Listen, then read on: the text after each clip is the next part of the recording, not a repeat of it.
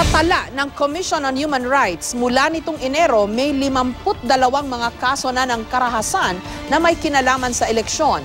Sa Matnog sa Sorsogon, isang kumakandidato sa pagkakonsehal ang namatay matapos siyang pagbabarilin sa gitna ng kampanya.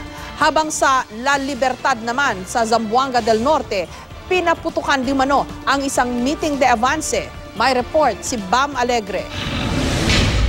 18 taong nanungkulan bilang punong barangay sa Matnog, Sorsogon si Cayetano Oro Jr. Ngayong eleksyon, kumandidato naman siya sa pagkakonsehal.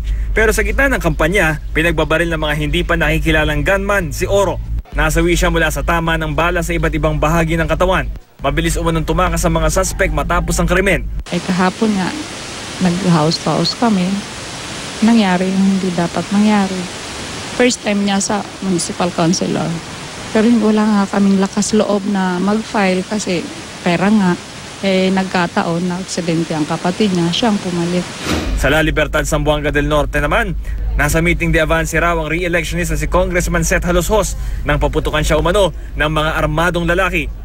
Sa ipinadalang pahayag ni Haloshos, patungo raw siya sa podium na magsulputan ng mga gunman na nakasuot ng military fatigue, saka nagpaputok ng baril sa kanyang direksyon. Tumagal daw ng 15 hanggang 30 minuto ang putukan. Maswerte raw na nakaligtas siya sa insidente. Pero ang ipinagtataka raw niya, wala umano ni isang pulis na rumesponde sa gitna ng pamamaril. Gayong nasa kabilang kalsada lang ang police outpost. Wala pang pahayag kaugnay nito ang La Libertad Police. Batay sa pinakabagong tala ng Commission on Human Rights, mula Enero kung kailan nag-umpisa ang election period, 52 na ang kumpirmadong karahasang may kinalaman sa eleksyon. Kasama rito ang mga insidente ng pamamaslang, tangkang pagpatay at harassment.